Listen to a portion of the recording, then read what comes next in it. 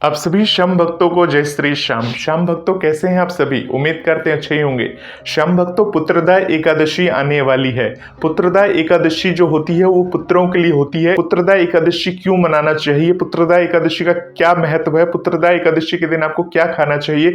पुत्रदा एकादशी की पूजा विधि क्या है? किस तरह से आप पूजा पाठ करेंगे इस दिन? और पुत्रदा एकादशी जनवरी 2024 में कब की पड़ेगी, इसका पूरा डिटेल है इस वीडियो के अंदर। और इसके साथ साथ मैंने दीपक की महिमा का भी जिक्र किया है, जो कि आपको इस वीडियो के अंदर ही सुनने को मिलने वाली है। और जो भी आपके मन में सवाल उठ रहे हैं वो इस वीडियो को देखने के बाद समाप्त हो जाएंगे। और इस तरह से पुत्रदा एकादशी की महिमा आप सभी के ऊपर बनेगी। तो पूरा वीडियो को लास्ट तक जरूर सुनिएगा, तभी आपको पूरी बात पता चल सकेगी।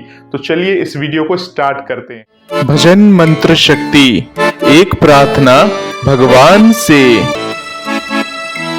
आप सभी श्याम भक्तों को जय श्री श्याम। श्याम भक्तों कैसे हैं आप सभी?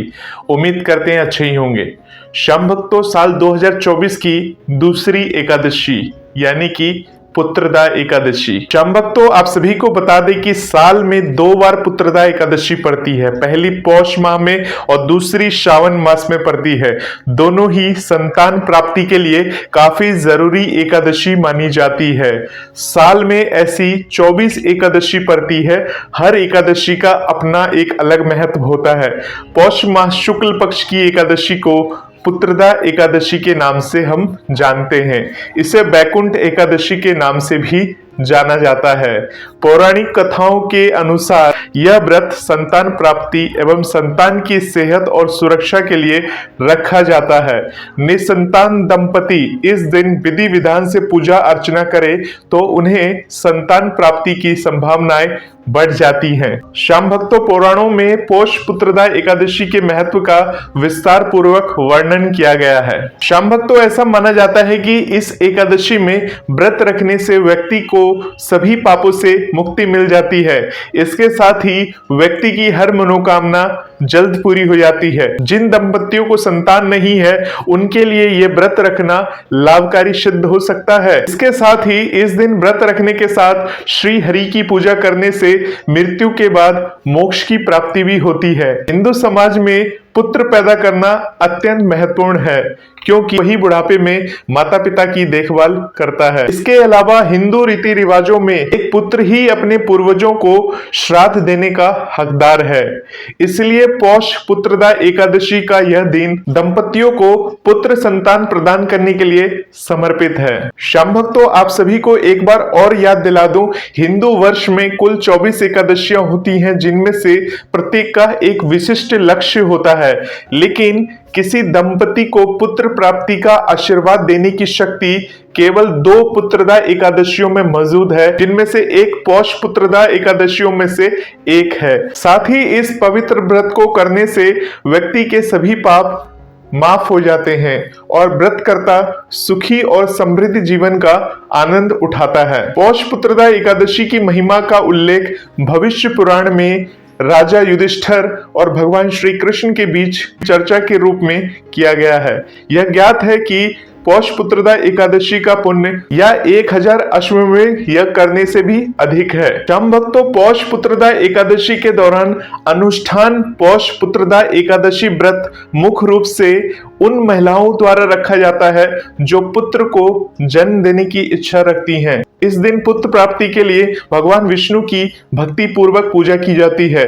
जोड़े अपने संतान की भलाई के लिए अपने देवता से प्रार्थना भी करते हैं। एकादशी के दौरान बिल्कुल भी खाना नहीं खाया जाता है और व्रत 24 घंटे की अवधि तक चलता है। यहाँ तक कि जो लोग पौष पुत्रदा एकादशी का पालन नहीं करते हैं उन्हें भी इस दिन अनाज, चावल, बीन्स और विशिष्ट मसालों और सब्जियों का सेवन करने से बचना चाहिए। पुत्र की इच्छा रखने वाले दंपतियों को पति पत्नी दोनों को पौष पुत्रदा एकादशी का व्रत करना चाहिए। यदि कोई पूर्ण उपवास नहीं रख सकता है तो आंशिक उपवास की अनुमति है और यह भी उतना ही फलदायी है।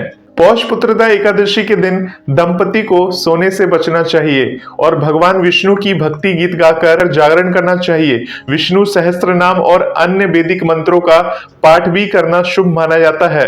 भक्त भगवान विष्णु के नजदीकी मंदिर में भी जाते हैं क्योंकि इस दिन विशेष पूजा और भजन कीर्तनों का आयोजन भी किया जाता है। चलिए शाम भक्तों, अब हम आपको बताने वाले हैं पुत्रदा एकादशी की पूजा विधि। तो शाम भक्तों, पुत्रदा एकादशी के दिन सूर्योदय से पहले उठकर स्नान ध्यान करें, घर और मंदिर की साफ सफाई करें।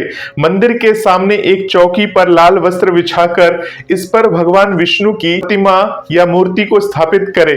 इन पर गंगा जल का छिड़काव कर सकते हैं आप। विष्णु जी के सामने श्री यंत्र रखना चाहिए, धूप दीप आपको जलाना चाहिए, विष्णु जी का मंत्र पढ़ना चाहिए।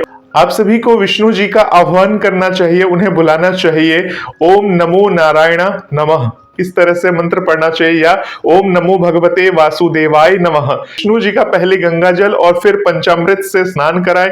अब विष्णु जी को पीला पुष्प, पीला अक्षत, पीला चंदन, रोली, मोली, सुपारी और आदि वस्तुएं आप सभी को अर्पित करनी चाहिए। विष्णु सहस्त्र नाम का जाप करना चाहिए। भगवान विष्णु को दूध की मिठाई एवं मौसमी फल आपको चढ़ाना चाहिए।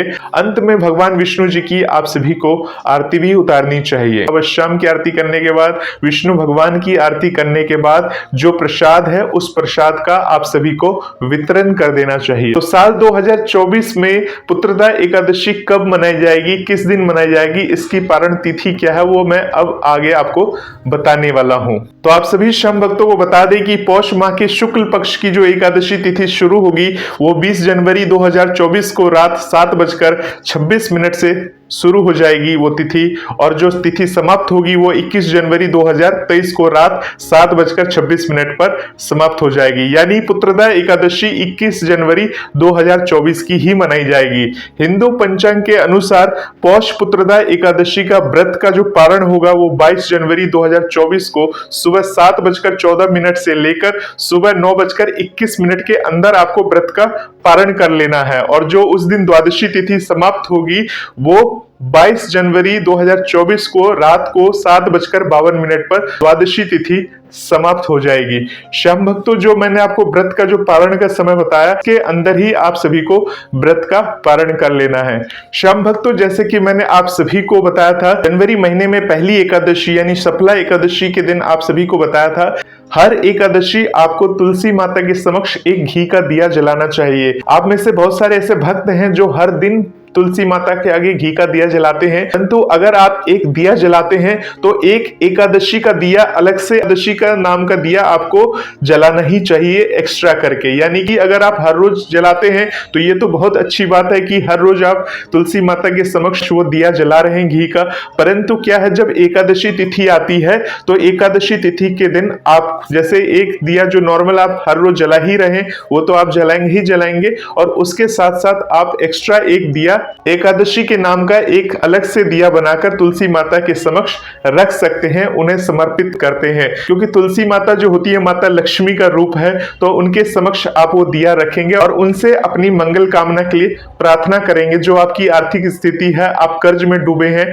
आप परेशान हैं, तो यदि तुलसी माता की कृपा हुई तो वो परेशानी आपकी जल्द से जल्द दूर हो जाएगी। इसलिए शाम भक्तों ने आपको बताया कि इस साल यानी कि जनवरी महीने से, यानी कि आपको जितनी एकादशी आएगी यानी 24 एकादशी आएगी, तो 24 एकादशी में हर एकादशी को तुलसी माता के समक्ष एक दीपक रखना जरूर चाहिए। और आप ये देखेंगे कि इसका रिजल्ट आपको इस साल के अंत तक आपको ऐसा मिलेगा। यानी कि अगर आपकी अभी तक जॉब नहीं लगी, यानी आप जॉब ढूंढने का प्रयास कर रहे हैं, तो आपको जॉब लग जाएगी। जॉब ढूंढ रहे हैं तो माता की कृपा हुई, बाबा श्याम की कृपा हुई, तो वो सब कुछ आपका सही होगा, क्लियर होगा। शाम भक्त, तो बहुत सारे शाम भक्त ये भी सवाल पूछते हैं कि हम कौन सी एकादशी का व्रत करें, यानी शुक्ल पक्ष वाली करें या कृष्ण पक्ष वाली करें। तो शाम भक्तों, एकादशी जो होती है, वैसे तो महीने में 2 एकादशी आती है, तो यानी कि हर 10वें दिन के बाद एक एकादशी आती है, तो महीने में आपको सिर्फ 2 व्रत रखने हैं। अगर आपको ऐसा लगता है कि आप व्रत रख सकते हैं तो इसमें कोई ऐसी बात नहीं है कि आपने ये वीडियो देख लिया तो आपको व्रत रखना ही रखना है,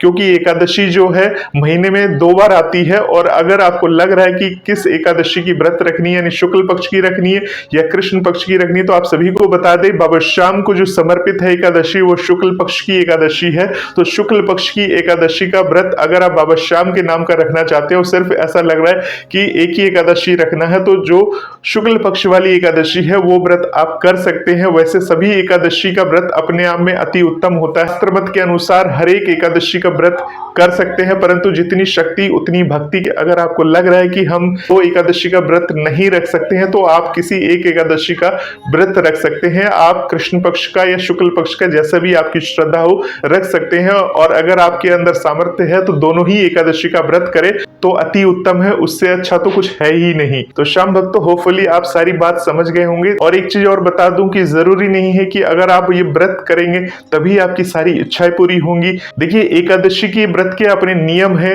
निष्ठा है, अपनी अपनी श्रद्धा होती है। जरूरी नहीं है कि एकादशी का व्रत आपको करना ही करना है। ये आपकी श्रद्धा पे है, ये आपकी भक्ति पर है। अगर आपको लग रहा है कि आप रखने के लिए सोच रहे हैं, यानी आपको ऐसा लग रहा है कि अपनी बॉडी को एक दिन रिलैक्स देना है खाने वगैरह से, तो आप एकादशी का व्रत कर सकते हैं। इस तरह से देखेंगे आपकी बॉडी तो सही होगी ही होगी, और साथ में प्रभु की कृपा का पार भी आप ले लेंगे। तो श्याम भक्तों, इतनी शक्ति है इस एकादशी के व्रत में। ऐसे ही वीडियोस को देखने के लिए, एकादशी से जुड़ी हुई बातों को सुनने के लिए चैनल के साथ बने रहें। आप सभी श्याम भक्तों को जय श्री श्याम।